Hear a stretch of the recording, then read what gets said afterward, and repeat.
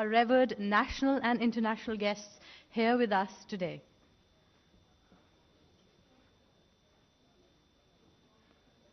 In a moment of great pleasure, let's welcome all our dignified and extremely revered guests onto the stage.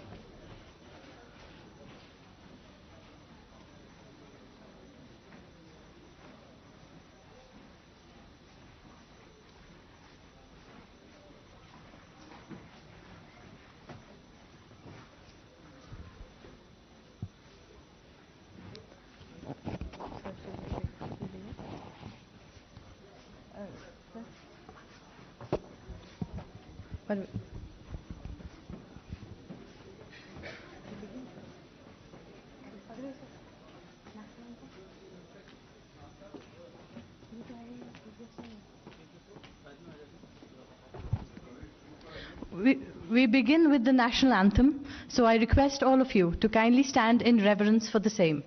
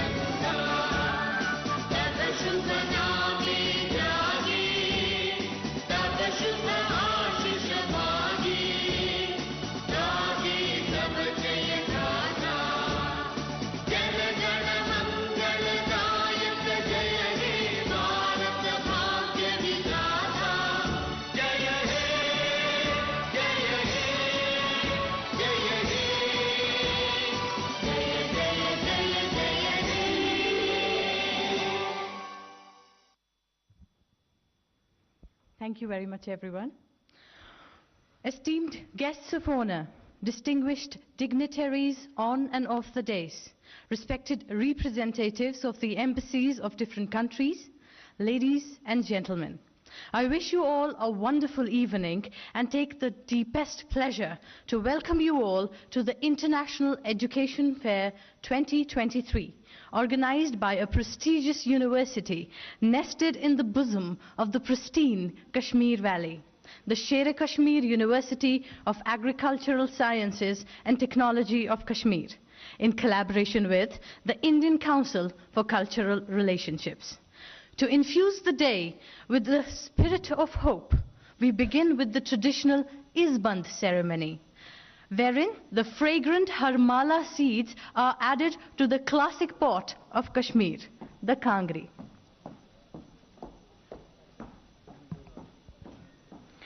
Isband in Kashmir stands as a symbol of love, harmony, peace.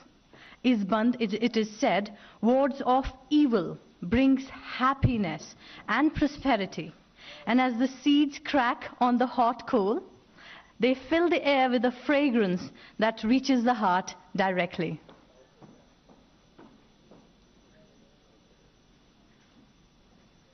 We begin with the hope that this fragrance will spread to our hearts and send a message of love, peace, and harmony. Thank you, sirs. As a mark of our affection and appreciation, I earnestly request Shri Atal Duluji, esteemed Financial Commissioner, Additional Chief Secretary, APD, Jammu and Kashmir, to felicitate our Honorable Guest of Honor, Shri Dharminder Pradhan Ji, for embellishing the occasion with his presence.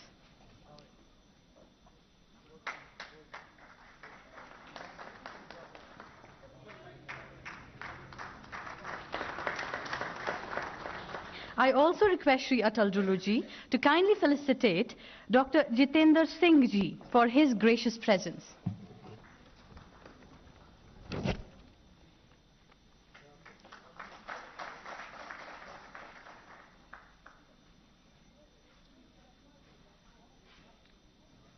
Dr. Jitendra Singh Ji, a distinguished personality.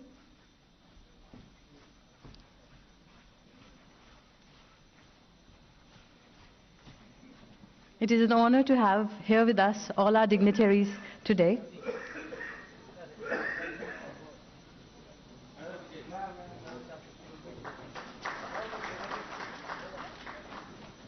Thank you, sir.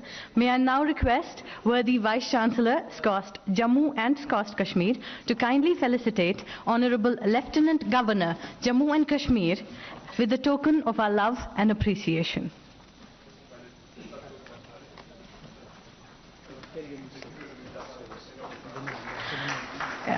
We are now felicitating Dr. Vinay Sahasrabuddhiji, Honorable President, ICCR, who is our esteemed guest for today.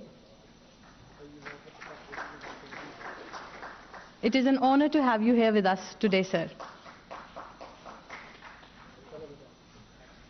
So you're requested now to felicitate our Honorable Lieutenant Governor with the token of appreciation.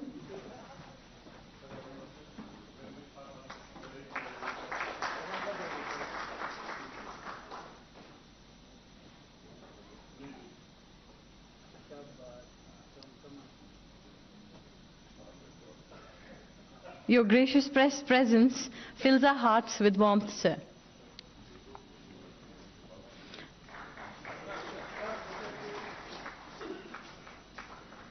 May I request you, sir, also to felicitate Shri Atal Duluji with the token of appreciation.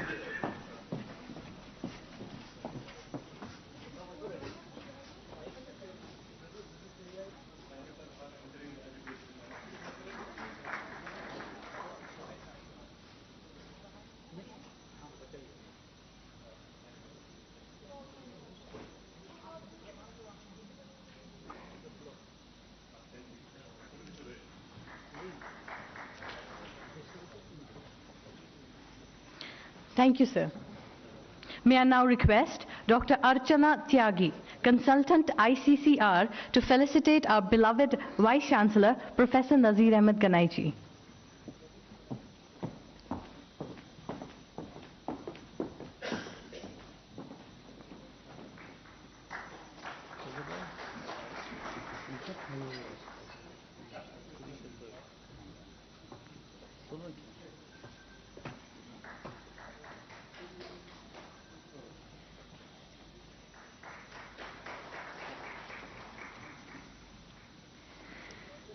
Thank you very much, sirs and ma'am, with a sincere hope that this evening will be memorable to us all.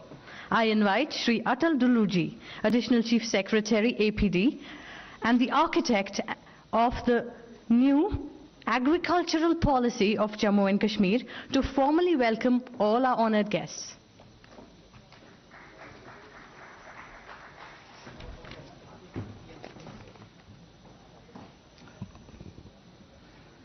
Honorable Minister of Education, Shri Dharmendra Pradhan Ji, Honorable Minister of State in the Prime Minister's Office, Dr. Jitendra Singh Ji, Honorable Lieutenant Governor of Jammu and Kashmir, Shri Manoj Sinha Ji, Honorable President ICCR, Dr. Vinay Sahasrabuddhe Ji, Excellencies, distinguished guests, ladies and gentlemen. At the outset, I take this opportunity to welcome all of you to this event called International Education Fair, organized by SKUAST-Kashmir. The Government of India, under the leadership of the Honorable Prime Minister, has been taking a large number of measures to ensure doubling of farmers' income, to ensure boosting of agriculture production, and to ensure upgradation of agriculture, education and research in the country. And most of these initiatives are futuristic, which seek infusion of capital, infusion of technology, skill development and better management practices. In Jammu and Kashmir, we have been trying to follow the vision set forth by the Honorable Prime Minister using regionally differentiated strategies. In Jammu Kashmir, there are several challenges being faced by the agriculture sector. Primarily, we find the situation of low average size of holdings of farmers. Almost 55% of our cultivable area is rain-fed, and there is an absence of value chains in agriculture sector. But there are many opportunities. And the opportunities are that there has been a lot of diversification from crop sector to horticulture sector and livestock sector. And we have a distinct comparative advantage in various crops. For instance, apple, walnut, almonds, cherries, saffron, lavender, trout, wool, bivoltine silk, and most of these crops are high value crops. For decades we had been facing a situation in Jammu and Kashmir which can be called the vicious cycle of low growth. For example, there is low capital formation in agriculture, which leads to lower infusion of capital in the sector and lower infusion of modern technology and practices, inadequate skilling, suboptimal management practices, and the overall result is low total factor productivity, which again leads to low growth, and the cycle continues. So this is the vicious cycle of low growth. Now Jammu Kashmir government has taken several initiatives and several steps. An ambitious project called Holistic Agriculture Development Program has been sanctioned at a cost of rupees 50 billion. And it has actually 29 interventions. And these are all based on one of the four following strategies. The first, to strengthen the seed system, ensuring availability of high quality genetic material in the crop sector, in the horticulture sector, and in the livestock sector. The second strategy, harvesting comparative advantage that we have in certain crops and also focusing on high growth sectors. Third, we are facilitating aggregation, marketing, value chain development, and food processing. And fourth, we are securing livelihoods of our farmers by diversification, integrated farming systems, sustainable agriculture, and climate resilient agriculture practices. And the outcomes that we expect from the implementation of this ambitious project after 5 years are that we would have achieved a growth rate in agriculture sector of 11% at constant prices. We would have added 80% to our gross value added in agriculture sector at constant prices. We would have secured the livelihoods of 1.3 million households dependent on agriculture and allied sectors. We would have created 19,000 enterprises. We would have created 290,000 jobs. And we would have skilled 250,000 youth in agriculture and allied sectors, and we would have trained most of them as agricultural entrepreneurs. And in this entire exercise, we are also investing heavily in technology and research and development. We are investing almost rupees 10 billion in research and development in 5 years in the 2 universities that we have in Jammu and Kashmir. We are creating a number of centers of excellence. We are developing locally appropriate technologies for our niche sectors. Next, we are also focusing on skill development of youth through offline and online training programs, and the objective is to train 250,000 youth as agri-entrepreneurs. And the result that we expect is that we would have broken this vicious loop of low growth. We would have infused capital, we are investing in technology, we are focusing on skill development, we are promoting better management practices, we are promoting value chain development, which will all lead to higher returns, higher total factor productivity, and high growth. And high growth will lead to more capital formation, and this we would have converted this vicious cycle of low growth to a virtuous cycle of shared prosperity. And in this entire task, the 2 agriculture universities of Jammu and Kashmir are key stakeholders. They were deeply involved in conceiving the proposals, in formulating the projects, and they will also be involved in implementing these projects. As I have already said, that we are focusing a lot on the research and development and agriculture education and skilling. In line with this vision, we are upgrading both our universities at Jammu and Srinagar. And as a first step, the Kashmir Agriculture University is now inviting students from foreign countries to study and to do research in Kashmir. Jammu and Kashmir offers many advantages to the students. The first is diverse agroclimatic zones. We have subtropical climatic zones, we have temperate agroclimatic zones, and we have certain areas which are called arid deserts. And Kashmir in particular offers many agroecological advantages. It offers immense scope for research in temperate crops, and some of them are niche crops in many parts of the world.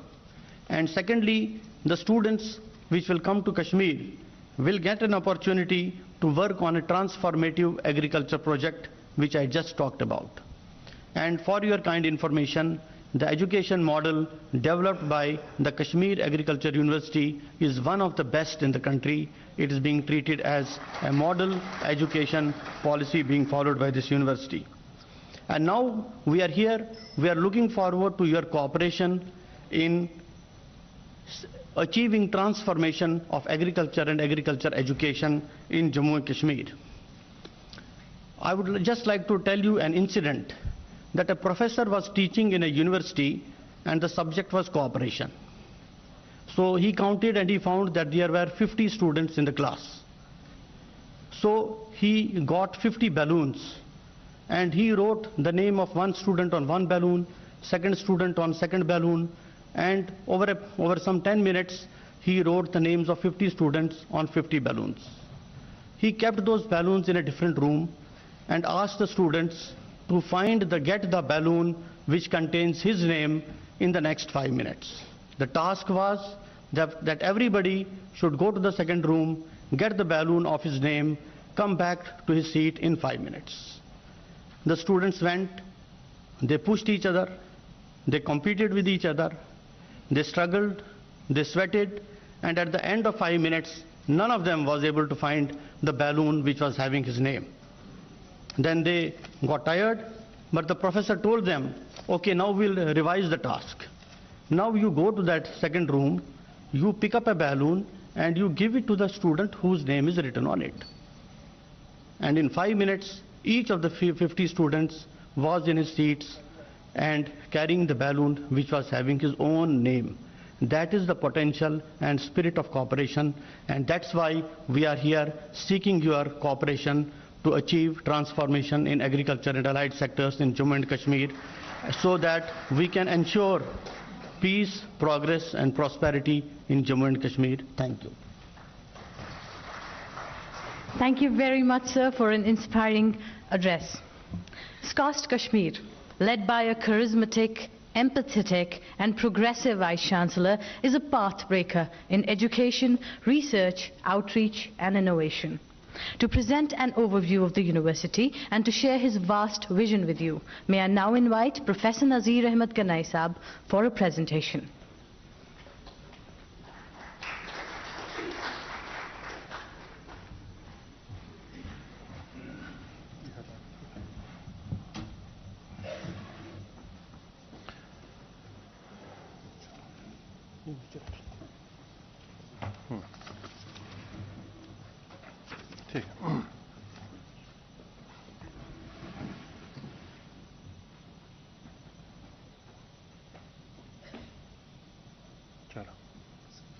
Thank you. Our respected guests of honor, Shri Dharmendra Pradhan Ji, the Honorable Minister for Education, Government of India, Dr. Jitendra Singh Ji, our Honorable Minister of State, Minister of Science and Technology and Earth Sciences, Shri Manoj Sinha Ji, our Honorable Lieutenant Governor of the UT of Jammu and Kashmir and the Chancellor of the 2 agricultural universities, Dr. Vinay Sahasrabudhe Ji, the President of the ICCR, Shri Atal Dulu Ji, the Financial Commissioner and the Additional Chief Secretary of the UT of Jammu and Kashmir, the learned and the respected dignitaries of the dais, the honorable diplomats of the foreign embassies, the press and the electronic media, ladies and gentlemen, a very good evening and namaskar to all of you. I am Dr. Nazir Ahmed Ganai, I am the Vice Chancellor of the Sher-e Kashmir University of Agricultural Sciences and Technology of Kashmir and of Jammu. I once again welcome the guests of honor, the learned dignitaries of the dais and the foreign diplomats to this event. On behalf of the Honorable Lieutenant Governor Shri Manoj Sinha ji, and in presence of the galaxy of the leaders, it is a matter of great honor and privilege for me to present Jammu and Kashmir as the ideal destination for education in India. The year 2023 is very special to us. We have celebrated 75th year of our independence. We call it the Azadi Ka Amrit Mahotsav. And now we are entering into the Amrit Kal. That is the next 25 years of our centenary celebrations, wherein we target ourselves as the knowledge superpower of the world, with our economy as the third largest in the world, that economy which is driven by knowledge and technology. And so have we felt from Jammu and Kashmir our responsibility and the role of contributing to the national goal of becoming the Vishwa Guru and making Jammu and Kashmir as the shining crown of India. And today's event is one such endeavor of the beautiful Himalayan state of Jammu and Kashmir, steered by Honorable Lieutenant Governor Shri Manoj Sinha ji, popularly known in our region as the Vikas Push, of transforming the young minds into the next-gen global leaders. We are therefore here to invite the students from across the world to come to us for higher learning and be part of the journey of the growth of this great nation, which is fast growing and fast evolving into a modern nation. And we, of course, understand the myriad of the questions the student asks before he decides to go overseas. The first question a student would ask himself about the history, the culture, the tradition, the value system of that country, to get the right kind of the life and the social skills which are very fundamental for success in life of any student. The other questions which are very pertinent to a question going overseas are that about the quality of the education that institution offers, the quality of the research, the innovation ecosystem that university has in place, the ranking of the university, of course, the placement of the students, and very importantly about the relevance of the courses to that student in his country. And also one of the very important reasons for a student to choose a university overseas is the cost competitiveness of that particular course. During my short speech, I shall try to answer these questions. When I talk about the history, the culture, the tradition, the value system, India is one of the oldest and the richest. We had a very glorious past. Our civilization dates back 5,000 years, the famous Indus Valley civilization. Our literature is also very old. The famous Vedas and Puranas, almost 3,500 years old. And the world's oldest universities are the first universities existed in India, the Taxila and the Nalanda. And we had that very unique, the Gurukul system of education, wherein the student, the Shishya and the Guru would stay at the same place in a family. That is, briefly the past of the India, the glorious past. And the India of the 21st century is a remarkable India. We regained our independence in 1947. During the short period of just 75 years, we launched some revolutionary programs in the India. And that have transformed India into the global leader we see today. Be it the Green Revolution, through which we have been able to transform India from a hunger state into a food surplus state. During the last 75 years or less than that, we have almost six-fold increase in food production from 50 million tons to 300 million tons. And we are the only country who are feeding 800 million people food free of cost. We are the largest producer of the milk in the world. India offers one of the best and the most affordable health system in the world. We demonstrated our capacity during COVID times. We developed our own vaccine, and India is this time the largest producer of vaccines in the world. Way back in 1947, we were a blackout nation. But today, India is a space power. We are navigating the moon and the Mars. And since 1975, when we launched that first satellite, the Aryabhat, we have launched some more than 350 satellites of 35 nations from our soil. And when we talk of the IT revolution, India is the software of the world.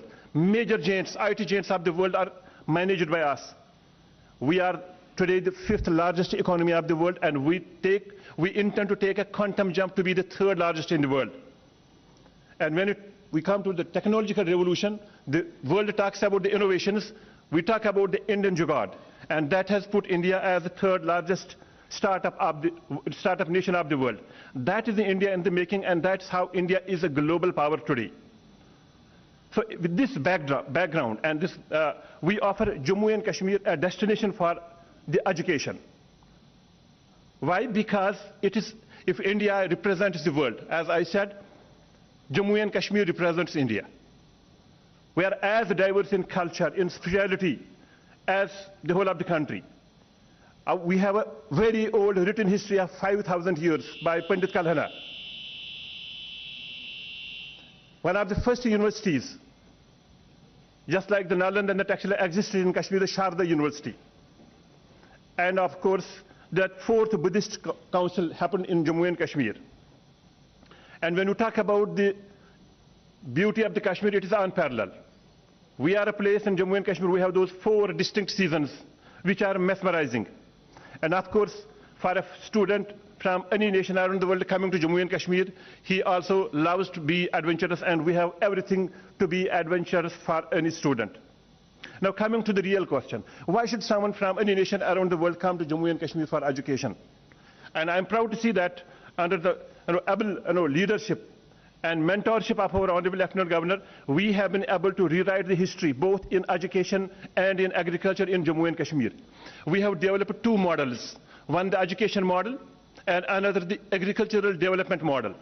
The education model which we developed is this spinning wheel of knowledge that connects research and education with innovation and entrepreneurship.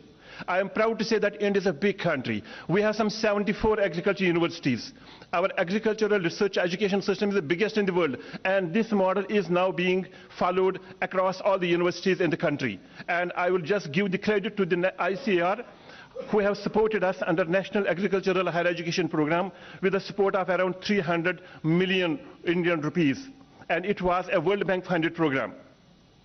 And the other model which we developed is this agricultural development model. We call it the Holistic Agricultural Development Plan.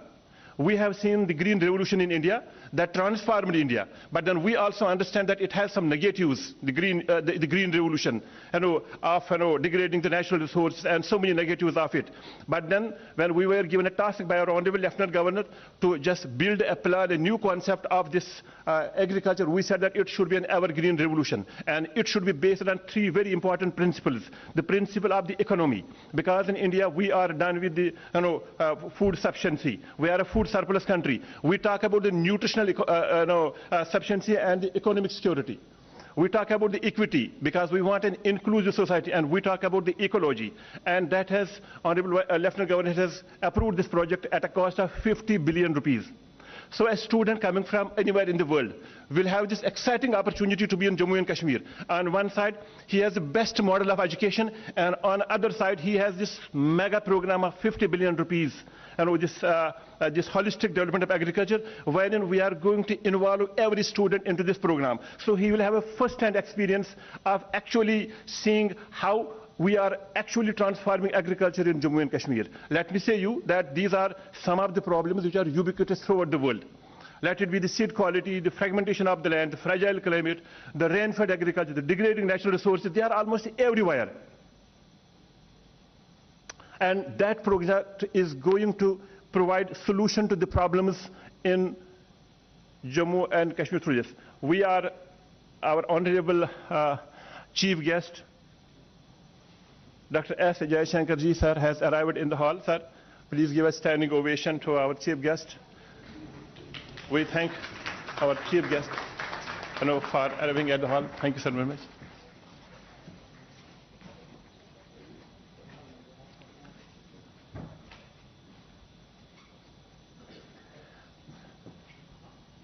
Sir, I can just give a break, and then we first welcome our honorable chief guest. Amreen, you can just call. Thank you, sir. May I request Shri Atal Dulu Saab to kindly felicitate our honorable chief guest who has graced the occasion with his gracious presence. The Honorable Chief Guest has arrived. And we are extremely pleased to have you here with us, sir, today.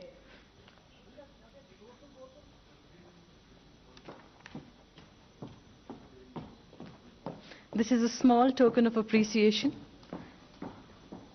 and some mementos from Kashmir.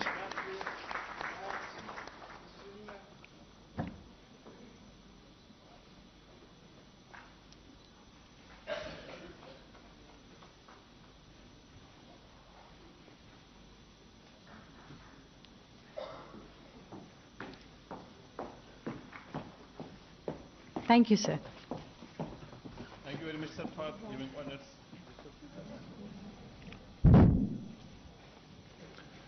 Yes, sir. Sir, just a quick that we are talking about that why should a student from around the world come to Jammu and Kashmir, and I was talking about those two models, the education model and that agriculture developmental model. And we said that the model which we have developed, agricultural model, that is going to provide the solution to the problems in agriculture which are ubiquitous throughout the world. And as has been said rightly by our additional chief secretary, that we have set the targets for that particular project.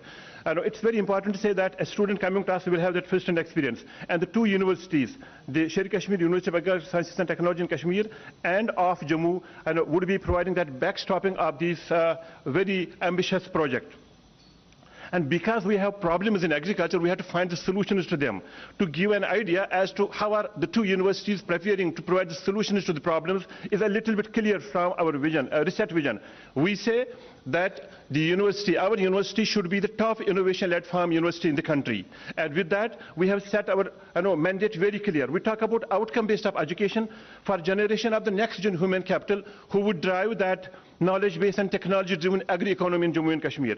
We talk of the translational research for sustainable bioeconomy, and we talk of the tech-driven innovation and entrepreneurship for wealth and job creation. So we have set our ideas very clear for the students who will be coming from outside. And what has these new initiatives helped us? We are today the 6th best state agriculture university in the country. There are some such 74 universities in the country. And in Himalayas, we have been working very hard and have achieved this status. The Ministry of Education also ranks the universities on the basis of the innovations. We have been ranked at band excellent category. We are again the grade A category of the institution in the country. So we have all reasons for inviting the students from across the world to come to us. We don't talk about education, we talk about the quality education. I am very pleased to share with you that India has launched another very ambitious program, a revolutionary program of national education policy, and we are the first agriculture university in the country to have adopted that national education policy at our place. And we have developed a model, and our model is very different from anywhere. We are the only country whose undergraduate program is a program what we call as a degree by design. A student entering into our university won't be going away with a degree in graduate degree, but he will have the option to build his skills in one of his areas of interest. He will be able to customize his degree. Our postgraduate program is in a sandwich mode.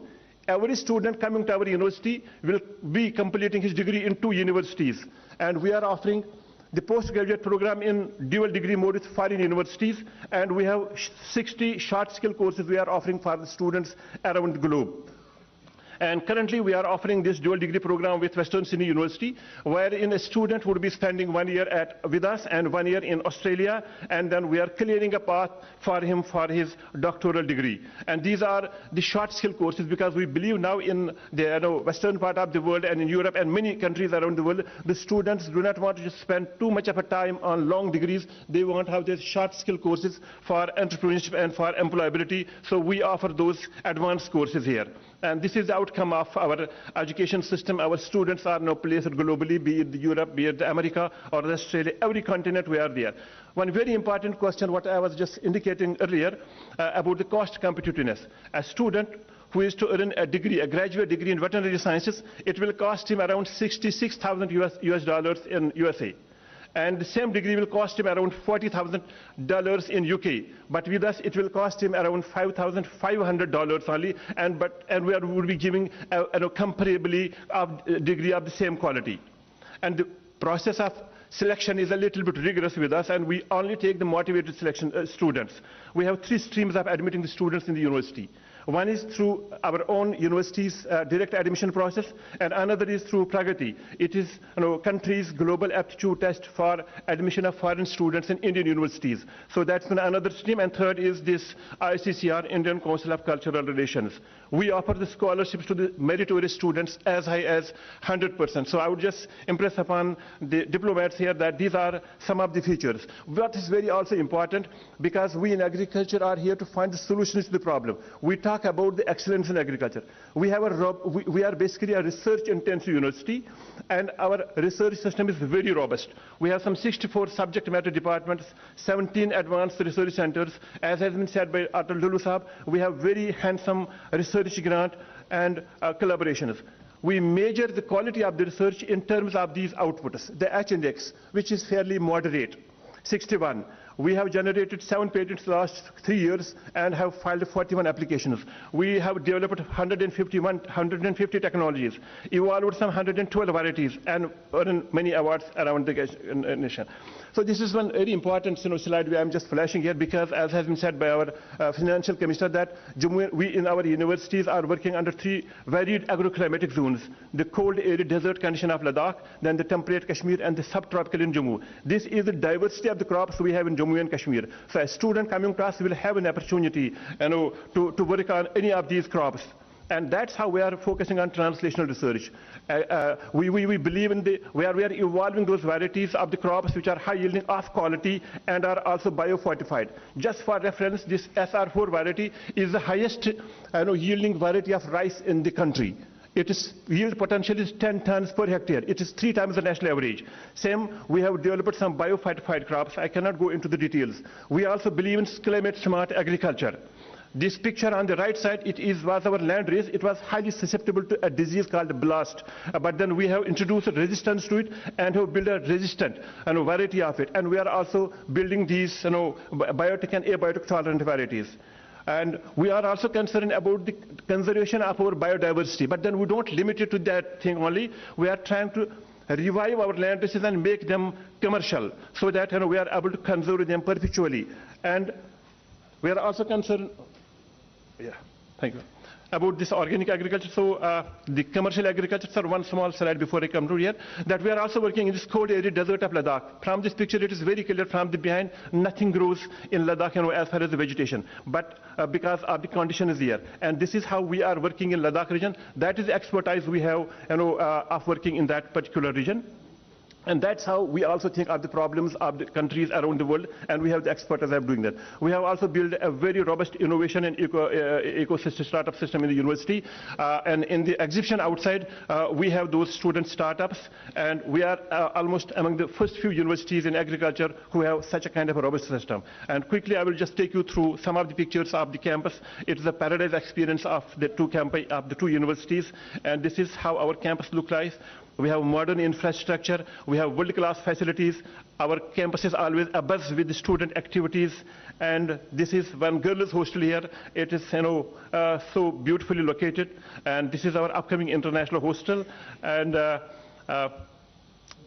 before I conclude, I would like to just thank our honorable chief guest, who has thought it very appropriate to be with us and spend his valuable time with us, and our honorable guests of honor, and the honorable diplomats from the different countries. So in a short time, I was trying to communicate that India is a destination for education, and for the way India is moving ahead. And in India, Jammu and Kashmir is an ideal destination for education. So we request you, and rather invite your students to our place and see that we are able to help the countries around the world in building that competent, skilled human trained force. Thank you very much, and thank you all. God bless you all. Thank you, sir. Under your able and dynamic leadership, SKUAST-Kashmir offers a promise and an iron will to keep it. Dr. Vinay Sahasrabuddhe ji, Honorable President of the Indian Council for Cultural Relations, a nationalist social worker, a great leader and an eminent scholar, is now requested to address the August gathering.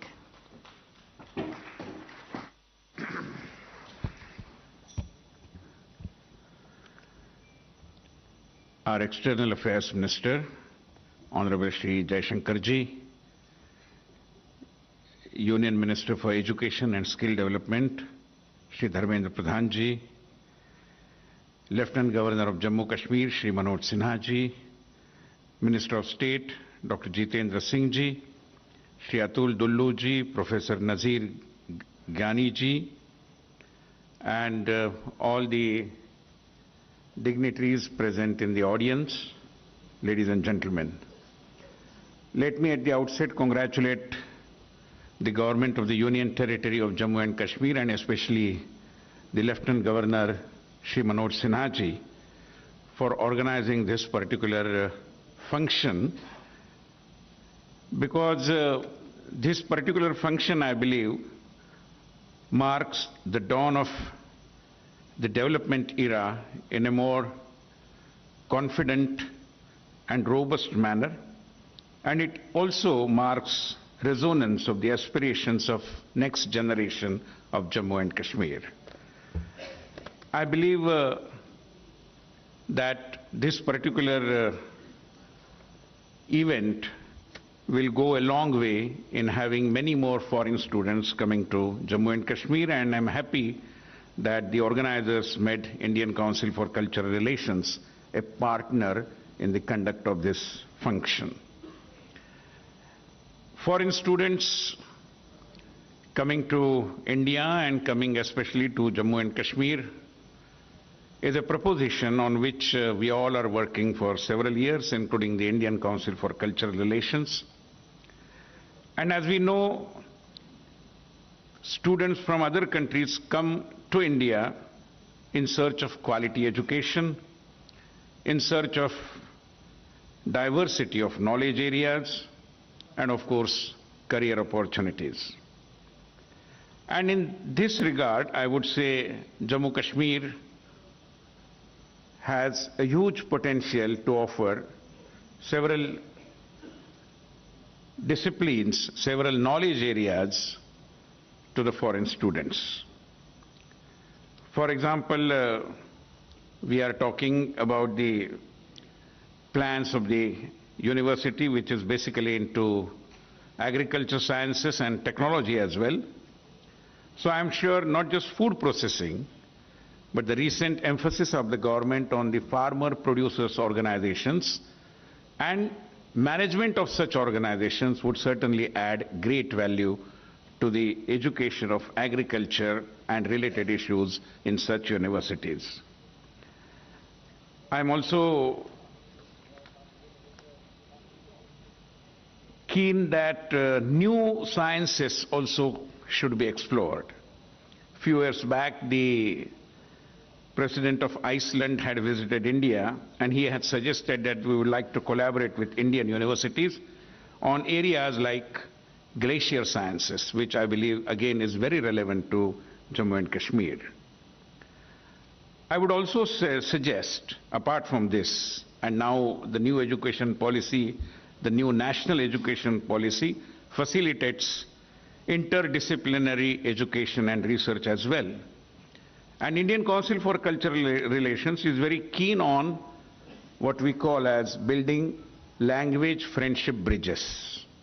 For example, in our country, there are very few universities that offer training in some of the important neighborhood languages, including, let's say, Uzbek or Kazakh or Bhutani or Burmese, and so on and so forth. Maybe it would be a good idea if such universities come forward and start courses in these languages there, whereby perhaps we can get good interpreters and translators as well. I would also suggest that since Jammu and Kashmir is a state known for exquisite art traditions, Indian Council of Cultural Relations would be very happy to organize some kind of an exchange of artisans and thereby the traditional knowledges in several parts of the globe and of course Jammu and Kashmir. I would also propose that if the Jammu and Kashmir administration so decides, the ICCR would be happy to help them to organize such kinds of fairs whereby we can make people in other countries, in other capitals, let's say in Tashkent, in Nur Sultan, in Thimphu, Colombo, Bangkok, where we have our centers, we can organize or help the Jammu and Kashmir administration to organize such fairs whereby the message of a changing, new, aspirational Kashmir, Jammu and Kashmir, goes loud and clear in several countries. I would also say that education is one of the powerful vehicles of culture, and culture is also the part of agriculture. So an agriculture university coming forward, taking Indian Council for Cultural Relations along with it, and moving to make Jammu Kashmir an ideal destination for the Gen Next of an aspirational world, I believe, is the right step in the right direction. And as President ICCR, let me assure every cooperation in such initiatives of the government of the Union Territory of Jammu and Kashmir. Thank you very much. Thank you, sir, for those very kind words. I now take great pleasure in welcoming the Honorable Lieutenant Governor, Shri Manoj Sinha ji, a visionary leader, the chief host and the head of the Jammu and Kashmir family, to address the August gathering. Honorable Minister for External Affairs, Dr. S. Jaishankar ji, Honorable Minister for Education and Skill Development, Shri Dharmendra Pradhan ji, Honorable Minister for State in Prime Minister's Office for Sciences, Dr. Jitendra Singh ji, Dr. Vinay Sahasrabuddhe ji, Shri Atal Dullu ji, Dr. Nazir Ganai, Vice Chancellor SKUAST, Excellencies, distinguished guests from embassies, ladies and gentlemen. It gives me great pleasure to welcome you all to the first International Education Fair of Sher-e-Kashmir University of Agricultural Sciences and Technology. I must thank and express my gratitude to the Honorable External Affairs Minister, Dr. Jaishankar ji, Honorable Education Minister, Sri Dharmendra Pradhan ji, and President ICCR, Dr. Vinay Sahasrabuddhe ji, and Dr. Jitendra Singh ji for helping us with this wonderful event and for taking an active interest in transforming Jammu and Kashmir as a favorite destination for the international students. Friends, Jammu and Kashmir is crown jewel of India and embodies the eternal and universal values of our ageless culture. In the ancient past, Jammu and Kashmir was known as Sarda Peeth, the seat of learning. For many of our guests from abroad, it is also famous as Switzerland of India, a paradise on earth and a confluence of all spiritual streams. For more than 3 decades, this serene land of intellectuals, historians, saints and Sufis had suffered terrorist exported by our neighboring country. Every enlightened soul in the world knows that our neighboring country is a breeding ground for terrorists, and for almost 3 decades it has been exporting terror to India and to the rest of the world. In the last 3 years after abrogation of Article 370, Jammu and Kashmir has attained peace, and we are now witnessing investment and record number of domestic and foreign tourists. Stone pelting and strikes have become thing of past. Schools, businesses, cinema halls, shopping malls are operating smoothly without interruption. Under the guidance of Honorable Prime Minister Sri Narendra Modi ji, Jammu Kashmir is on the path of move. The digital revolution has unleashed socio-cultural transformation, which has empowered every section of the society, especially young generation. With more than 65% population below 35 years of age, we are witnessing a powerful force of youth indulging in invention, innovation, and research. They are full of optimism and ambition, fired by boundless energy and knowledge power. Another important thing I would like to mention is that Honorable Prime Minister ended decades of discrimination against a large population. He has established an egalitarian society, ensuring equal rights and accountabilities of all the citizens. We have made efforts to establish people-centric governance, and we take the suggestions of common men and elected representatives to formulate new policies. Even development projects in different areas are taken up as per people's demand to ensure that works on the ground fulfill their needs. Today I can say with full confidence that the growth of Jammu Kashmir has not only accelerated, it has also become socially more inclusive and regionally more balanced. Under the guidance of Honorable Prime Minister, we have taken a very wide range of decisions to accelerate the implementation of mega infrastructure projects, other development projects in health, agriculture, energy sector, reform the administrative system, and we have also created new knowledge infrastructure to transform Jammu Kashmir into a knowledge society. Over the past 3 years, we have focused on developing knowledge, workers and their deployment in all sectors like industries, agriculture and healthcare. Sincere efforts have been made to convert the knowledge dividends into wealth for process of innovation and growth.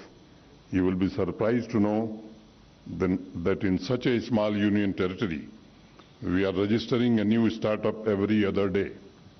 In the last 3 years, we have registered 0.6 million new entrepreneurs, which roughly means that per day, 580 youth started their entrepreneurial journey and contributing to the growth of the Jammu, Kashmir and the nation. And this is not all.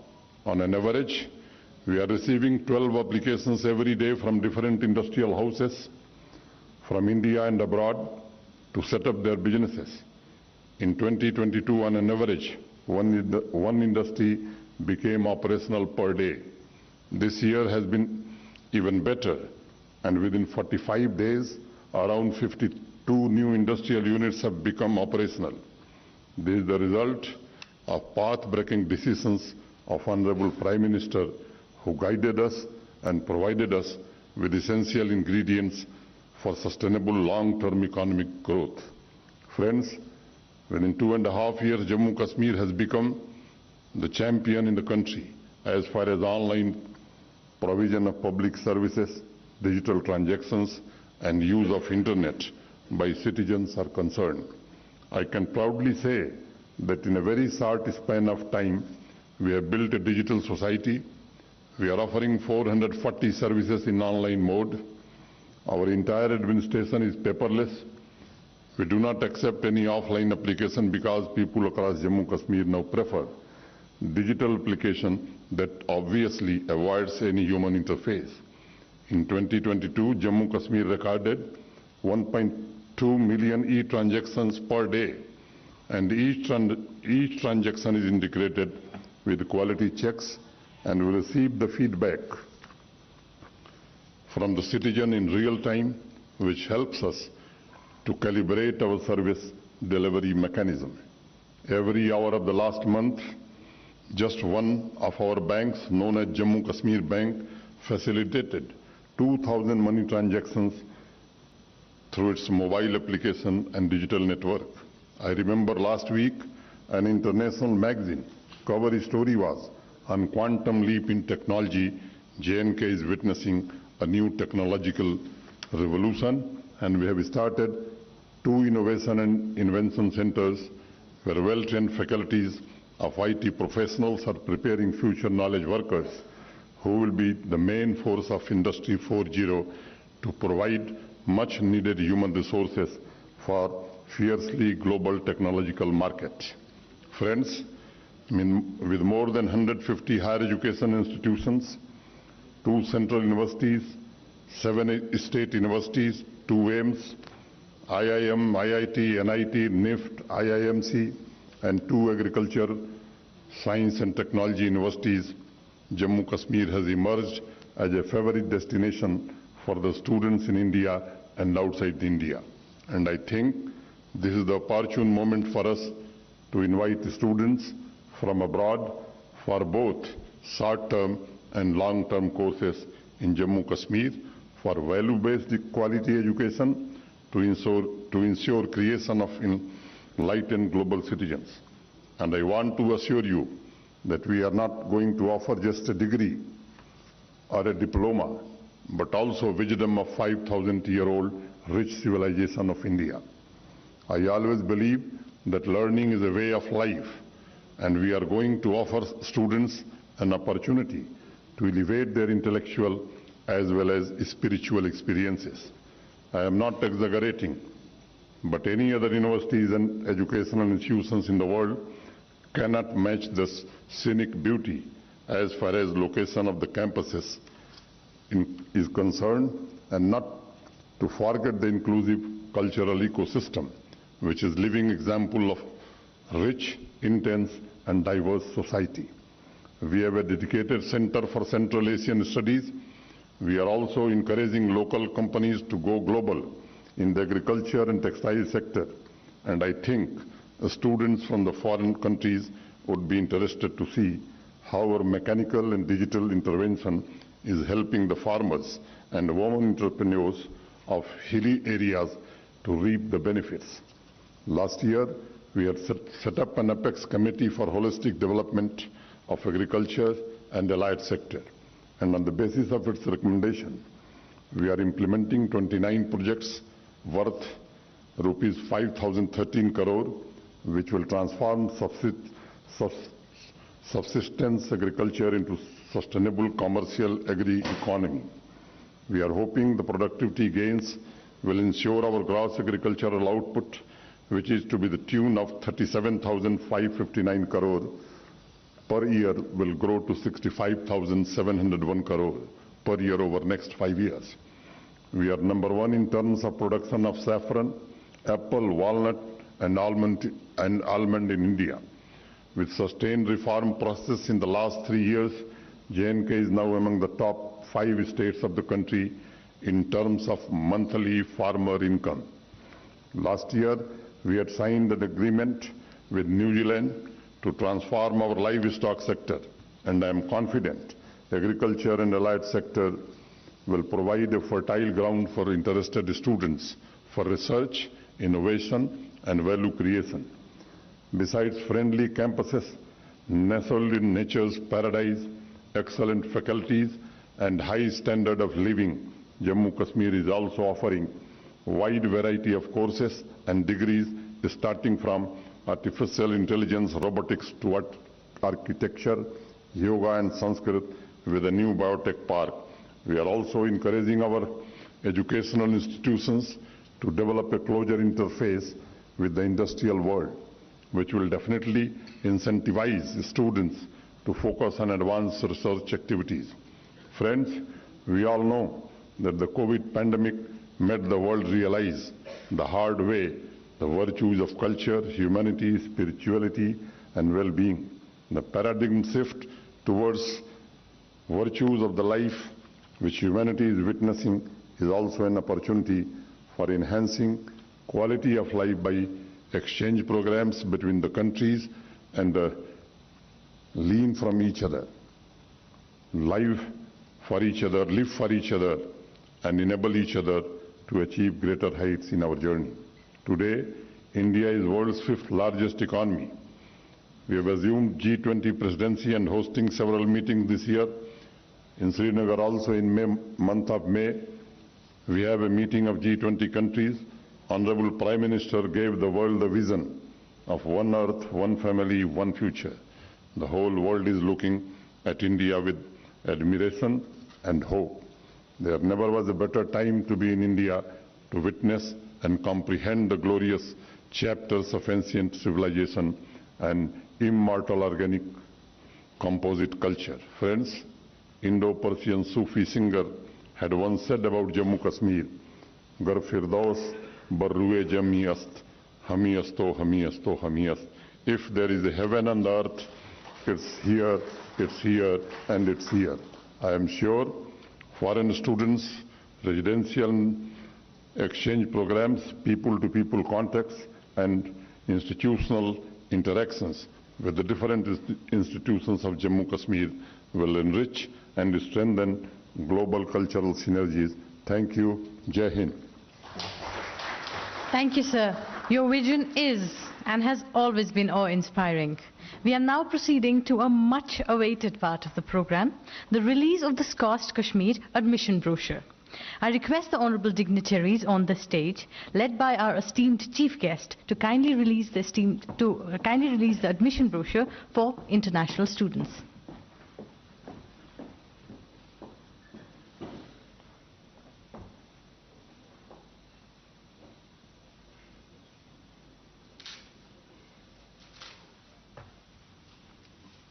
SKUAST-Kashmir, the 6th best state agricultural university, takes deep pleasure in welcoming global students to be a part of our family. The students shall, in addition to receiving excellent education, be trained to become global leaders, capable of making the world a better place, today and tomorrow.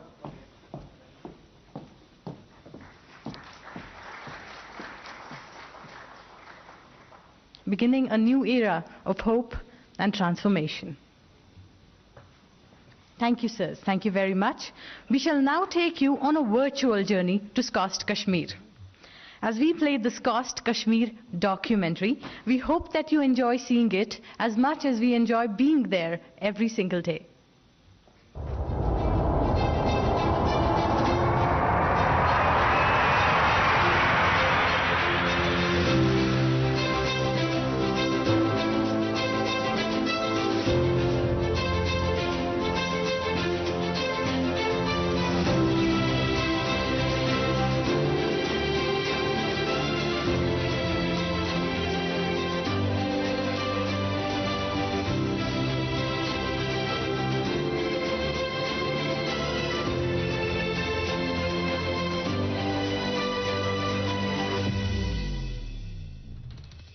In our unique and diverse world, there exists a magic land, which is often being called the paradise on earth.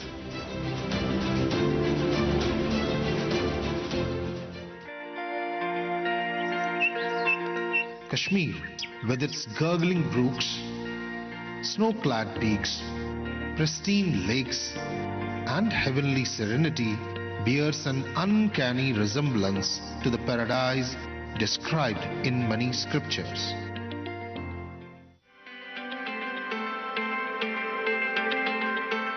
The majestic sentinels that guard the Kashmir Valley become clad in snow during winter, and then unveil mesmerizing meadows as winter melts into the glorious spring. Spring, the transformative season of hope. Every tree offers a promise as it blossoms into a flower bouquet. Orchards of apple, almond and cherry become tourist destinations, with people flocking to sit in their shade.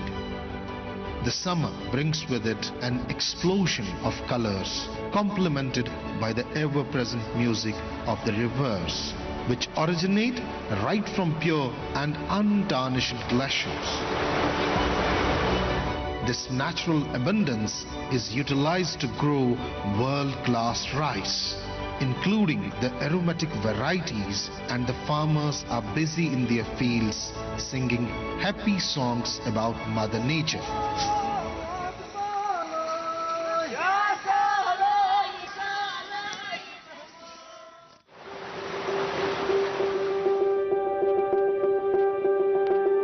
Autumn arrives, bringing in the hues of red and gold and transforming every leaf into a flower. A costliest royal spice of the world, filling a farmer's heart with the kind of satisfaction that only hard work can bring. Then snow arrives again, covering everything up in a layer of unblemished white, and peace reverberates in the air.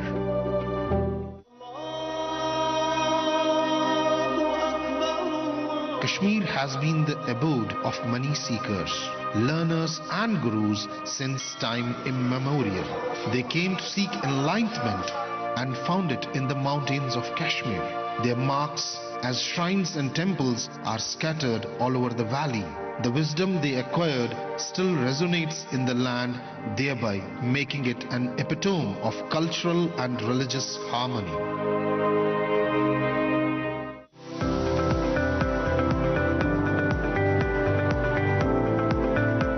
Living up to this reputation of achieving great knowledge is an institute of higher learning, the Sher-e-Kashmir University of Agricultural Sciences and Technology of Kashmir. As a multi-campus university with sprawling campuses, research and extension units, is spread all over Kashmir and Ladakh with a total land area of more than 922 hectares.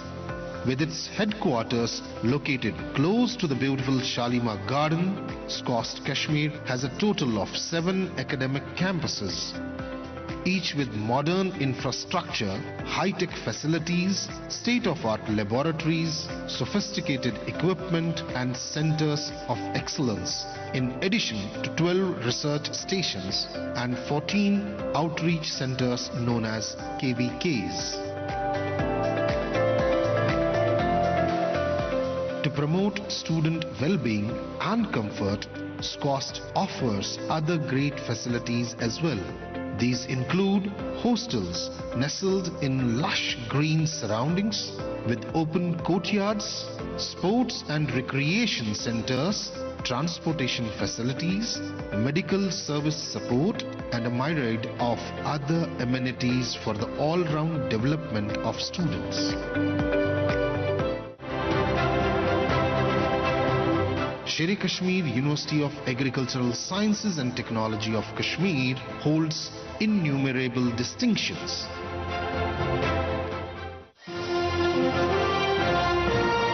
It is the 6th best state agricultural university of India with Grade A accreditation by ICAR, along with accreditation from other national accreditation bodies like the Veterinary Council of India, Indian Council of Forest Education and Department of Biotechnology, Government of India. It's also a banned excellent university as per the Atal Innovation Ranking and emerging as India's first innovation-driven university.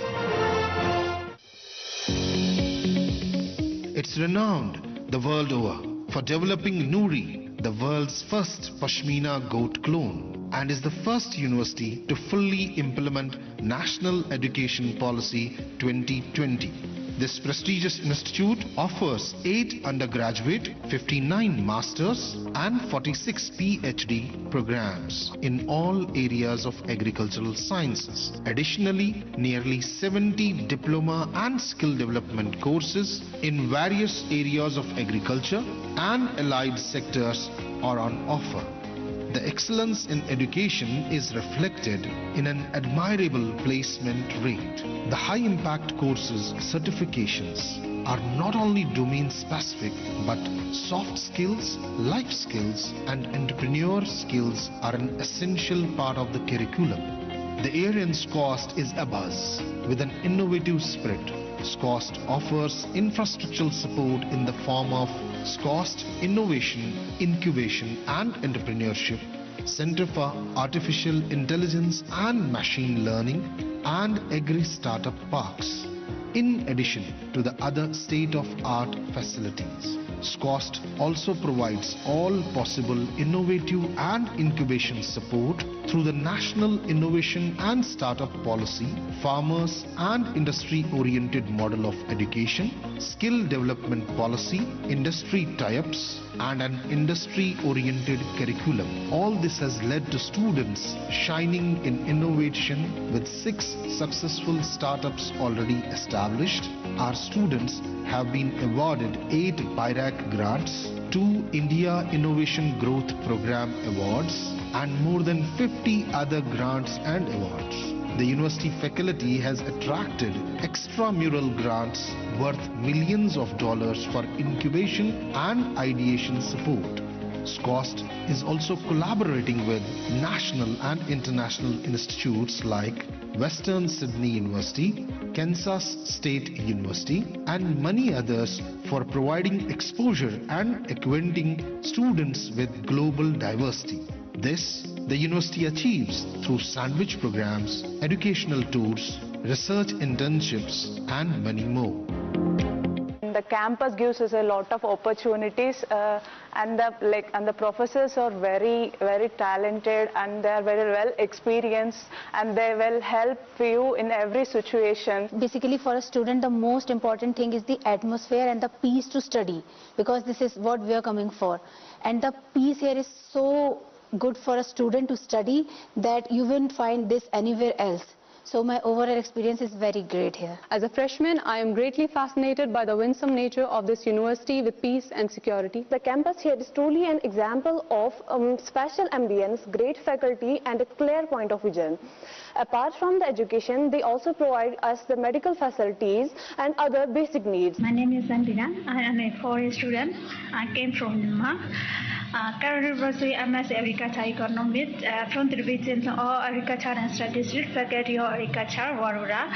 My name is Emmanuel Uswampama from Ghana. I'm a student of SKUAST-K, second year GPB student of Wadura campus.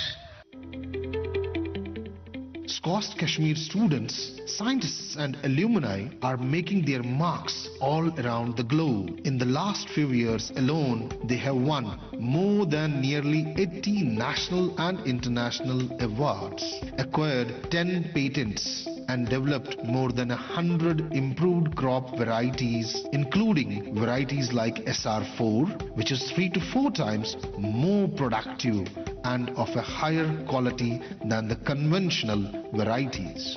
These relentless endeavors have also led to the production of the world's first variety of saffron, making conservation a top priority.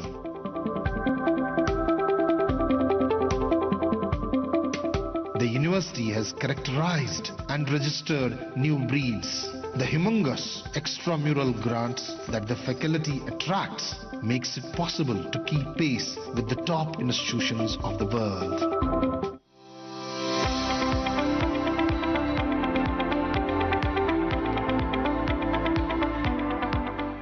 SKUAST is building its expertise in technologies that drive the Agri 4.0 revolution, like artificial intelligence, machine learning, IoTs, automation, digital agriculture, and other cutting-edge areas of advanced plant and animal genomics like speed breeding, gene editing, CRISPR-Cas, recombinant vaccinology, and many more. Thus, it's paving way for evergreen, precision and high-output agriculture, which could transform every sphere of life and help in achieving zero hunger.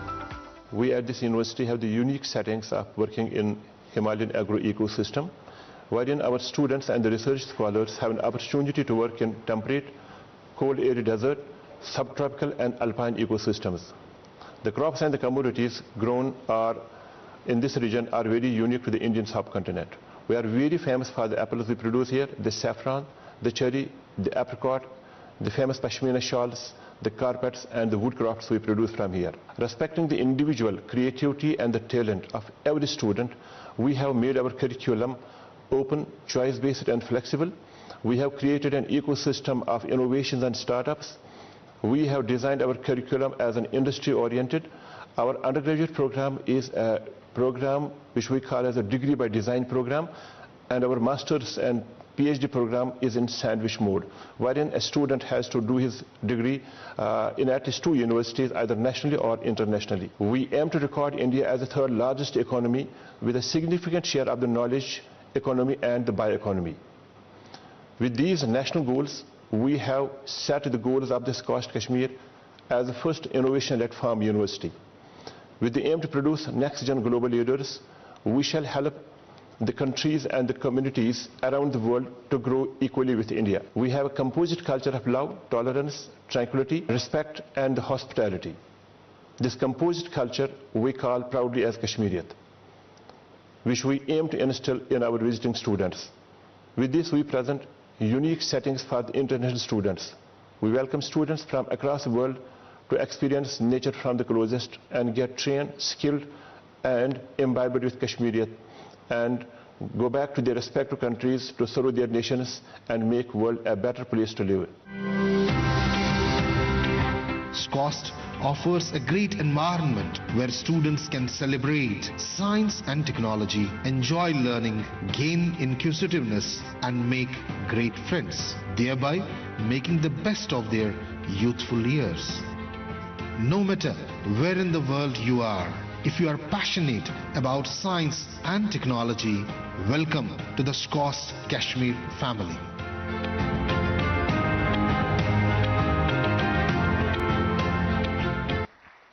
Thank you so very much for your appreciation.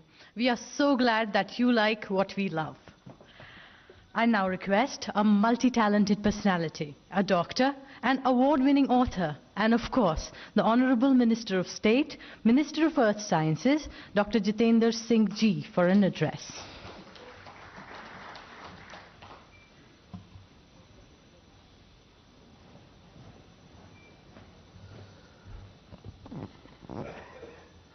Honorable Minister for External Affairs, Dr. Jaishankar Ji, Minister of Education, Shri Dharmendra Pradhan Ji, Lieutenant Governor Manoj Sinha Ji, Additional Chief Secretary, Jammu and Kashmir, Mr. Atal Dallu, our friend and President ICCR, Dr. Cesar Bude, the dynamic Vice Chancellor of the SKUAST-Kashmir, Dr. Nazir Ganai, Excellencies, ladies and gentlemen.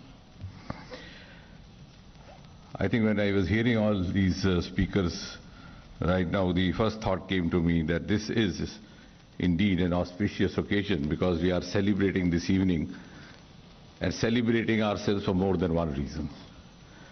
We are celebrating India's growth story as has been retreated time and again once after the other by all these speakers before me. We are at the same time also celebrating the renaissance that we are witnessing in Jammu and Kashmir. We are also celebrating the quantum jump in India's agriculture sector. And last but not the least, we are also celebrating the unexplored agri-tech startup avenue of Jammu and Kashmir. And when we talk of the growth story, as was being said by Professor Nazir, also by Mr. Dullu,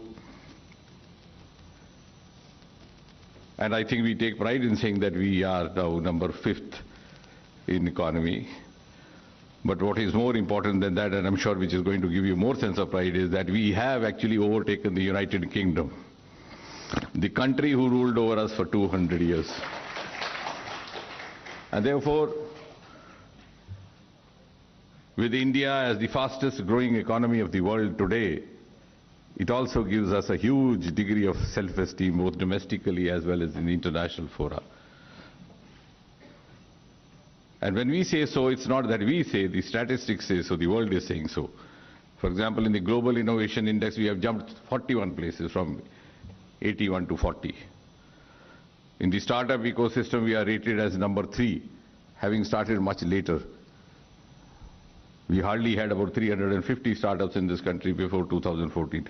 It was only after Prime Minister Modi, in his Independence Day address, said, "Start up India, stand up India." Many of us didn't know what it meant at all. But look now, today we have more than 94,000 startups, more than 100 unicorns in a country which didn't know what a unicorn means and what is the spelling of unicorn. So this is indeed something to celebrate.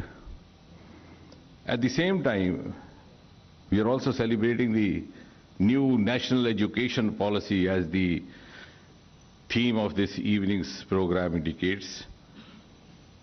NEP 2020. I've been associated also with the education sector for almost quarter of a century. And I always realize that this is something which must have happened much earlier. I don't know why we had to wait for 70 long years. Even the nomenclature was misplaced. It was called HRD ministry. HRD in corporate sector has absolutely different connotations. So thanks to Prime Minister Modi, we have sitting beside us the Education Minister of India, not the HRD Minister. And we were by default inadvertently following an education policy which created a huge chunk of population which came to be known as educated unemployed, who are sitting outside Dharna and the secretariats everywhere.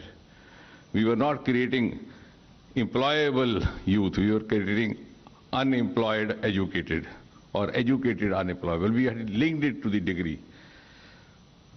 Just about 4 or 5 years back, we had the Vice Chancellor of Cambridge University here in Delhi. He happens to be a medico. He's a former professor of microbiology, because in the United Kingdom, the professors and the lawyers, they do not retire. They are allowed to continue as long as their faculties allow. So being a medico, he thought of me, he calls for me. So he said, Doc, I must compliment you. If I didn't have students from India, my PhDs would be closed. So when he left the room, I asked the person sitting next to me, I said, was it a compliment or otherwise? He said, what do you mean? I said, because the grand old gentleman does not know that in his country, a boy or a girl would come in for a PhD only if he or she has decided to devote the rest of his or her life to that stream, end up doing some research, reaching somewhere, leaving some legacy for the future researcher. Here I come for a trophy. I acquire a degree for biotechnology and go on to become a computer manager. And both ways a win-win situation. My boss tells his companions in the morning walk, look, I have employed a PhD. And my spouse is happy that I have a fat pay packet. So this NEP 2020 has corrected that anomaly. We have the exit entry provision. You can quit, come back. If your mind is not into what you have sought to do, if you realize your aptitude is different, you can have a varied combination of subjects. And the most glaring example, I think, is the right forum here to point out. Otherwise, what was happening? You would take up science subjects, maybe to become a doctor. You would not make it after class 12. Then you have no option but to do a BSc in biosciences. You would do that. After that, you would appear for civil services, try your luck in civil service or JKS, whatever. You couldn't make it. Then you had no option. You would go in for post-graduation, MSc or whatever. If you didn't, go in for PhD, and finally end up becoming a scientist in SKUAST. So the institution which deserves the best of the lot would get the leftovers. It doesn't sound very pleasant, but this was exactly what was happening. And this anomaly is sought to be created. So now Professor Nazir would be getting the best of the talent which has its aptitude and heart in research, science, technology, innovation, not the ones who couldn't make it to the medical school, couldn't make it to civil services, couldn't make it to another avenue and then landed up there. So that is something to celebrate. And then as far as the agriculture sector is concerned, I think technology was there available in the world. It was only after the push given by Prime Minister Modi that we are now into a world of agri-tech technology, agri-tech startups. In the context of Jammu and Kashmir, because as students of science we have been taught not to deviate from theme and also speak with evidence. In the context of Jammu and Kashmir, I think what is most significant is, which we are still not able to realize, the sooner we do so, better it would be, that in the next 25 years, which the Prime Minister keeps calling as Amrit Kal, we have a very critical role to play. Because have you ever thought how we would reach that pedestal in 25 years? I mean, it sounds good, it sounds flattering saying so. But have you done a scientific indices of that? Where is that value addition going to come? Because when the entire resources get exhausted, the saturation points already reached from our western resources, from our southern resources, we would then be looking for the unexplored resources. And where are the unexplored resources? Unexplored resources in the Himalayas and unexplored resources in India's coastline, oceans, which never received the priority. It was only Prime Minister Modi twice consecutively in his Independence Day address referred to deep sea mission. Because we have a 7,500 kilometer long coastal line. We have an ocean called Indian Ocean, named after the country.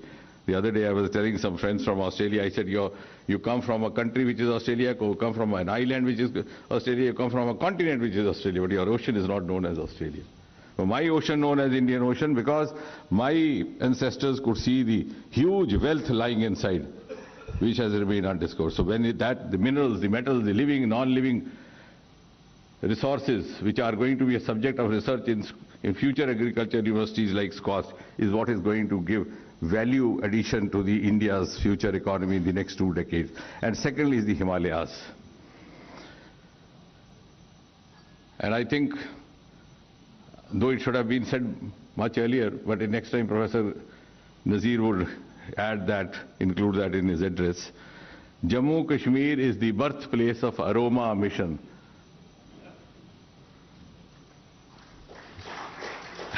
And the Purple Revolution of India, Hindi में जैसे कहते हैं बैंगनी क्रांति, उसका जन्म जम्मू कश्मीर से हुआ.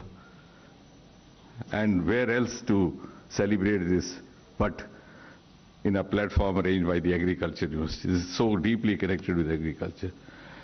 And that is the new avenue of economy. That is also the new avenue of agri-tech startups. Unfortunately, when we talk of startups, our minds have got stuck in IT. Because this movement started from Karnataka, this movement started from Andhra, which were the hubs of IT. But that's not so. No two words in English mean the same. You may not be a student of science, but you could be a good innovator. You could be a good agriculturist without being a graduate of science. And there is where universities like SKUAST will have to play an active role to nurture, to cultivate, to groom agri-tech startups. And those who have taken to it, the lavender entrepreneurship which started from Gulmarg and we started from Bhadrawa, the two places, Gulmarg was the first, they are into lakhs now. I wish sometime we could do some kind of a showcasing of those success stories. We have at least 3 or 4 B.Tech boys who left their corporate job from Bangalore. They have taken to lavender entrepreneurship in Jammu and Kashmir. We are hardly celebrating that. I think they deserve to, because that will inspire our youth. And that will also solve the problem of livelihood. Because that Sarkari Naukri mindset which has got stuck into us will be got over when we find a more lucrative source of income. The other part is the dairy sector. Professor Ganai was telling you, you have 6 startups. I'll borrow or pilfer some of his credit by saying that I too have a contribution, because BIREC from the Department of Biotechnology, which I looked after, also has contributed to that. Similarly, through SKUAST, we at the Department of Biotechnology is also catering to certain dairy startups. We have a huge potential of dairy sector, dairy economy. We have 2 boys B.Tech, 1 boy MBA. All the 3 quit their job from Karnataka. They are back to Jammu and Kashmir. The other agriculture achievement, which I think is hardly being reported because the media doesn't find it fascinating, unless, you know, if I abuse someone that makes news, and by the time the program is over, they'll reach him and ask him, how do you feel being abused? So this doesn't make news. But Jammu and Kashmir is having the first ever cannabis project, which is being routed through CSIR, through IIIM. And cannabis is going to, this is what is going to add quantum value to your economy, because cannabis is otherwise a drug abuse substance. It's not allowed for cultivation. After a lot of effort, we got permission from Government of India. We have acquired a land which was done through IIIM, where its cultivation is being done. The funds required were quite heavy, so we have collaborated with a French company, and in the process of developing it, we would be then able to produce drugs which would be mainly useful for pain relief, like in diabetic neuropathies, like in cancers, and these drugs could be of export quality. Because Jammu Kashmir has a history of herbal drugs. Unfortunately, that's not being discussed today, I know why. But we have, that is our agriculture richness. I don't know how many in this room know that mint, which is relished all over the world, was developed in Jammu and Kashmir. It was Sir Ramnath Chopra, who is known as the father of pharmacology in India. He superannuated from a laboratory in Kolkata way back in 1941 or 42. He was brought in by the then Maharaja to Jammu to set up the first laboratory called Drug Research Laboratory, which became one of the first laboratories of CSIR. We have 37 such laboratories. This Drug Research Laboratory, now known as IIIM, and the National Physical Laboratory of Delhi were the first two. And the mint he developed in Jammu and Kashmir. Later on, he was transferred to Lucknow, and marketing happened in 1970. So what I'm trying to say is that we have the advantage of having a huge legacy of agriculture economy in this territory. And with the kind of startup movement which has now taken place under Prime Minister Modi, we have the opportunity to become the torch bearers of agri-tech startups. And for that, we need to create sensitization among the youth, among the stockholders. First of all, we have to tell them, we have to make them understand. The agri-tech startup today is not the Kisan of yesteryear, not the Do Bhiga Zameen Par Raisani. He is the one who sits on the computer, switches on the button. The drone does the irrigation, the drone does the pesticide, the drone does the manure. And with all the other soil health card and other avenues at his avenue, he is at much ease. With artificial intelligence, we can even measure the number of drops required for irrigating an agricultural product. But now the question is, are we using all that technology which we have? We have this available in India, because I'm related to 6 or 7 departments which are dealing with startups and the science innovation startups. And we are very happy, willing to provide it. We have all the technologies, but the point is that there are two sections of people amongst us. One is who know that they don't know, so they'll come asking. The other is those who don't know that they don't know. So now the challenge is to reach out to those who don't know that they don't know, and they make them realize that if you make this, the lavender startup has picked up in such a way that a small, and we are providing all the support from the government side, through SKUAST, through the Department of Biotechnology, through CSIR, right from hand-holding to funding to taking it up to the market, and even a small bottle of perfume is costing 15,000. So they are into lakhs now, which is much more lucrative than any salaried job can be offered anywhere. So I think the success and the future ascent of this institutional work that has been talked about in the last few minutes would depend on how best we can make use of the advantages available to us, and how best we connect it to the age group of 30s and 40s who have the opportunity to work for the next 20-25 years, so that when India turns 100 and 2047, they would have the pride to say, look here, I am the architect of Century India, and it was Professor Ganai who was the person responsible for my capacity building. If that is the ultimate goal, we would have achieved the objective of this evening's ceremony. Thank you very much, ladies and gentlemen. Thank you. Thank you very much, sir, for a heartening address. The guest of honor for this event, Shri Dharmendra Pradhan Ji, is the driving force behind many reforms, including the ones that brought Ujala, or light, into lakhs of households. Sir, you are very humbly requested for an address.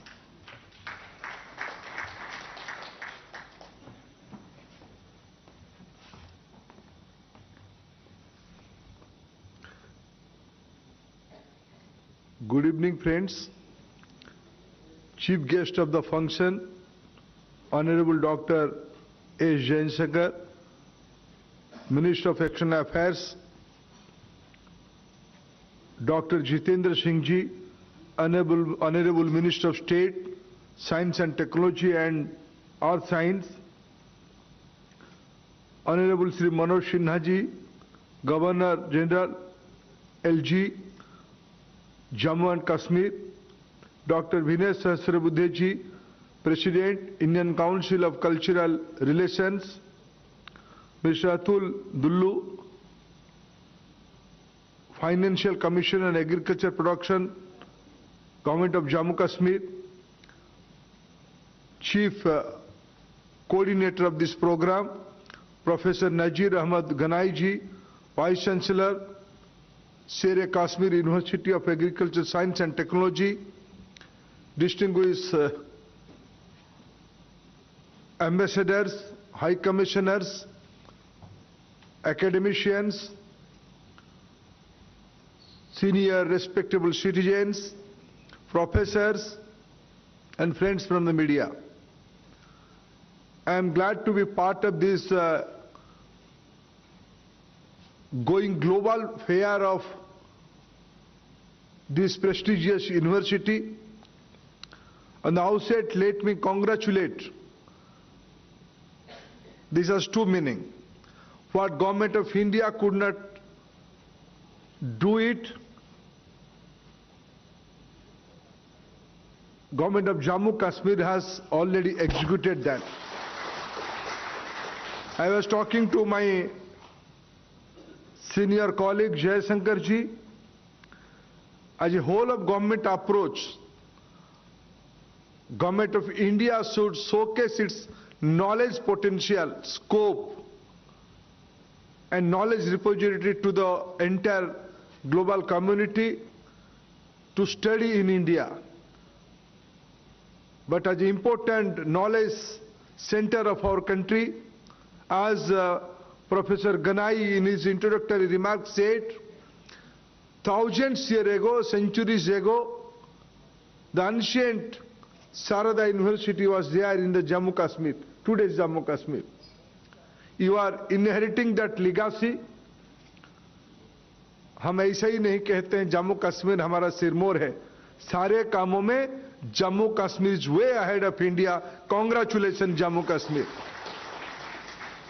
There's another aspect of this event is there's a normalcy in Jammu Kashmir.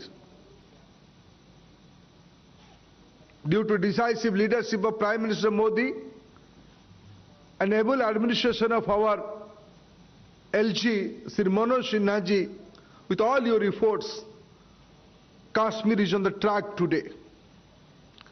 Jammu Kashmir always shows the light to the country in all the aspects. In the handloom, handicraft, agriculture, medicinal plants, tourism, knowledge, literature, J&K is way ahead of the rest of the country. You all praiseworthy people, and today's function is on same direction. Friends, this SKUAST University, SKUAST Kashmir, and its another campus at sister campus at Jammu, 2 days program of Srinagar campus. And it's a coincidence. After some day, I'm confident the way India is unfolding, the entire world is eyeing towards India, towards its research, towards its innovation, towards its entrepreneurial skills. How do we manage ourselves? How do we manage ourselves during COVID crisis? How our student can come from the conflict zone to India? The entire globe is watching us keenly. So India's knowledge vertical is key to all such developments. And we are open to all part of globe. Now students from different countries are coming to India. With the National Education Policy 2020, we are giving much emphasis on internationalization. I'm happy This university has a tie-up with South Sydney University of Australia. On the sideline of Squad meeting, when both the Prime Minister met Australia and India, they have exchanged their viewpoints, and in future, Jaishankar ji just informed me, in the first week of next month, Education Minister of Australia and Prime Minister of Australia are coming to India. They will be happy to know both the university have a tie-up on research and the PhD and the post-graduation. Much more such initiative will be there in the future in all the part of the world. And after some time, Professor Ganai will take levy from other institutions. Being the pioneer of showcasing Srinagar, showcasing Jammu Kashmir. When I was talking to Mrs. Sinha, there are 17 institutes of eminence in Jammu Kashmir, 11 universities, 1 NIT, 1 IIT, 2 AIMS, 1 IIM, 1 Institute of Design. That means the right place, with the right atmosphere, with the right knowledge capacity, and with this initiative, there will be exposure, there will be discussion, and Government of India with institutions like ICCR, from the entire government, be it External Affairs Ministry, be it Science and Technology Ministry, because Dr. Singh's responsibility is more than all of us, because he represents the state, and he piloted lot of research institutions, lot of research projects with his administrative capacity. And being the in charge of education sector, we all are here to support and to encourage and facilitate the globalization, the internationalization of this prestigious university. All my best wishes, and I am happy and I am confident, and for me, I am in charge of education sector since last 1.5 years. I never saw a central university or institution came to approach me, please come to our internationalization function. And you came from the Jammu Kashmir, organize a prestigious program at a very prestigious place and involving none else than External Affairs Minister, none else than Science and Technology Minister and Education Minister. So this is your dynamism. In future, you will continue to do that. Thank you, friends. Thank you very much, sir, for those very kind words. We are also delighted to have with us Honorable Minister for External Affairs, Dr. Subramaniam Jaishankar-ji, whose endeavors are not only helping India rise as one of the most powerful nations, but also making it a problem solver for the world. So, we would really be delighted by your address, sir.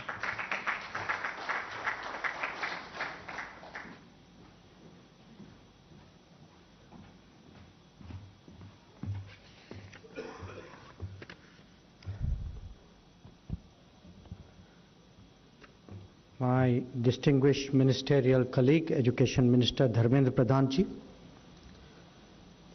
Lieutenant Governor Jammu and Kashmir Manoj Sinha ji, Minister of State for Science and Technology, Earth Sciences PMO Dr. Jitendra Singh ji, President ICCR Dr. Vinay Sahasrabudhe ji, Commissioner Shri Dalu ji, Vice Chancellor Professor Ganai ji, Excellencies, distinguished academics, senior people from the university, from the state, dear friends. First of all, a very, very warm welcome here, because as I am the guest, but this is also the building which is part of my ministry, so I'm also partly the host. So I'm really very, very pleased to see you. I must follow Dharmendra Pradhan ji really in complimenting SKUAST-Kashmir for this initiative. Because in the 4 years that I have been Minister of External Affairs, and the 3 years before that when I was Foreign Secretary, I've never had any university of any kind approach us saying, what do we do to get more foreign students here? So I not only appreciate this initiative, but I actually, like Dharmendra Pradhan ji said, I think this is an example for other universities. I hope others will follow suit. And if they do, I want to also assure them today that we will be as responsive as we are to all of you. Now, you all know that 4 years ago, a very big process of change started in Jammu and Kashmir. And that process of change was intended to ensure that the full benefits of development and progress that the rest of India had seen for many, many years were also now completely available to the people, especially to the youth of Jammu and Kashmir, and that in that sense their being in the national mainstream was extremely important. But it wasn't just that. It was also by doing so, they would connect up with what the rest of India was connecting up, which was also to be part of the international mainstream.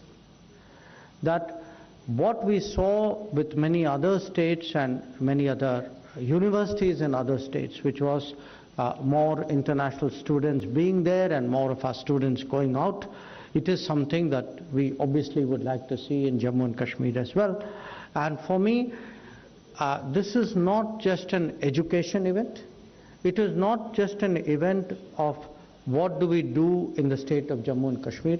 It is for me a very integral part of ensuring that a very important region of India is connected and I say this as a foreign minister, is connected to what is happening in the world.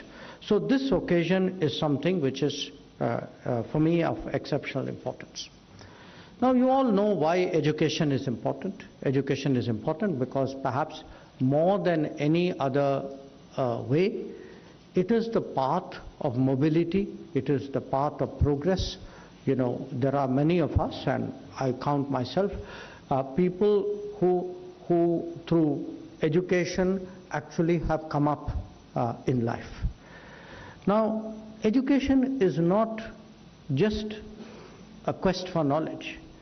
It is also a way, a pathway of awareness, and again, in a globalized world, it is absolutely essential that the young people of India are fully aware of what is happening in the world, and there is no better way of knowing what is happening in the world than to have international students among you.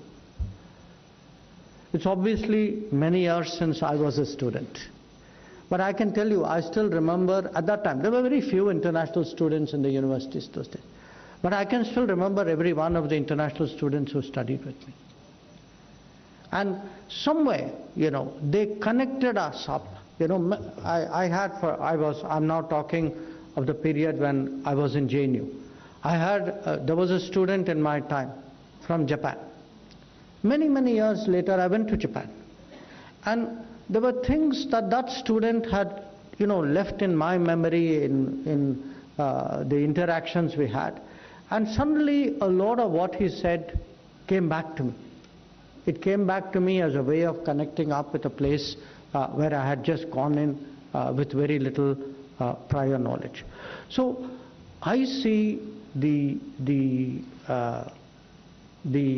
purpose of getting more international students in our educational institutions as something hugely important, and I want to say again in this forum with the Education Minister present that we see this as a partnership between the Education Ministry and the Ministry of External Affairs, and it's our shared responsibility to ensure that this aspect of the new education policy succeeds fully.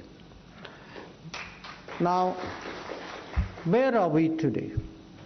I would say, roughly speaking, for the last few years, we've had about, give or take, 20,000-25,000 international students in India. That's a very small number. It's a small number that does not do justice to our institutions, and it doesn't do justice to the world. We have today the ability to scale this up. We actually have an obligation to scale it up. And I say this because when I look at what we are doing with the world in other fields, India today has projects done or under delivery in 78 countries of the world. In 78 countries of the world, just think it's almost more than maybe 40% of the countries of the world. So if our relationships are so extensive, if our investments are so deep, if our networking is so good, we need to see that translated into a greater flow of international students to India. And that is why I'm particularly pleased today to see representatives of the diplomatic corps here today. And I would like to tell them that, you know, part of our relationship building is also how do we grow the number of students, because students at the end of the day are the best investments that anybody can make. They, you know, the difference that they can make. You know, we have seen students, there are today people, I just came from Fiji, you know. The Prime Minister of Fiji had, as a military officer, spent time in a course here. The President of Nigeria had done so. There are many places where I have seen people who have availed of our technical courses, of our professional courses, who have come here for some kind of training. But I believe that rather than, you know, catch them, I would say, later on in their career, it is much better for us that this relationship building start very much earlier. I would certainly hope that we can find ways by which this outlook of ours, Vasudhaiva Kutumbakam, it is also expressed in the field of education. Now, a few words about agricultural science and technology, and I am not in any way connected to that domain. But I do know one thing, that if I were to look at the few, maybe 3-4 big problems of the world, problems not just of a year but problems of a decade, maybe of a generation, and problems that affect the entire planet. Clearly, challenges of food security are right up there in terms of problems. And last year, because of what happened due to the conflict in Ukraine, this was brought home to a very large number of countries. Now, there are, you know, there was a diplomatic initiative, many of you would have heard at that time, to get grain out of Ukrainian ports. But that was not the problem in itself. It was actually one aspect of a much bigger problem, and the much bigger problem is that if you look at what is actually required for decent nutrition in the world, global food production is well short of that, and we have to think of this very differently, very imaginatively, and that is why I would say Prime Minister's initiative that we celebrate, we mark, we implement 2023 as the International Year of Millets.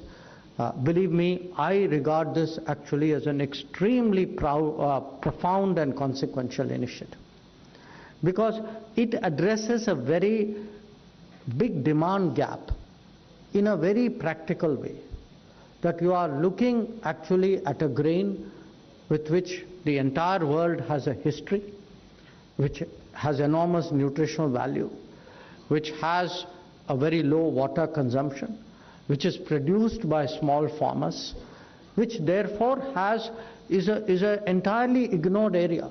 I mean, in this country today, for every kilogram of wheat we produce, 5 kilograms of wheat we produce less than 1 kilogram of millet. Surely we ourselves have scope to grow. But the Prime Minister is not just thinking about our country. He actually has a global perspective. And among the many messages which are going to come out of the G20, one of them is that please look at millets as a sustainable, expandable additionality to global food grain production and therefore for global food security. And we can only do this at a global level if we are actually connected globally. And nobody will connect us more globally than graduates of an agricultural educational system who through their networking will take idea from here and take it somewhere else. Because the reality is a very large part of the world has a history of growing millets. It is just that with the coming of wheat, many of us, them and us, we have actually lowered our production target here. The second, of course, is food processing. Again, food processing is an area where India itself is making rapid strides. We are also making strides as a exporter of food grains, of horticultural products, of agricultural products. So when we talk about the world being a family, when we talk about getting along, a global community, finally, to me, it's the practical side of it which matters. Today's function for me has two facets to that practicality. It is one facet is the educational vehicle which will build international cooperation. And the other facet is the agricultural science and technology, because it addresses a very, very important global need in a very, very effective way. So this brings both of them together. And it not only brings both of them together, it brings both of them together in a way in which it highlights a capability of an institution in Jammu and Kashmir. So I end once again by really today expressing my very deep appreciation that we have the opportunity of hosting you in this function at your initiative, and I hope to see many, many more of them in the coming days. Thank you very much.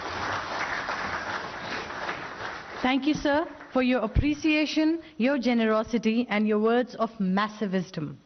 I am very happy to announce that we are now being live telecast on the Doordarshan, and more than 100 countries are watching us live. And this evening,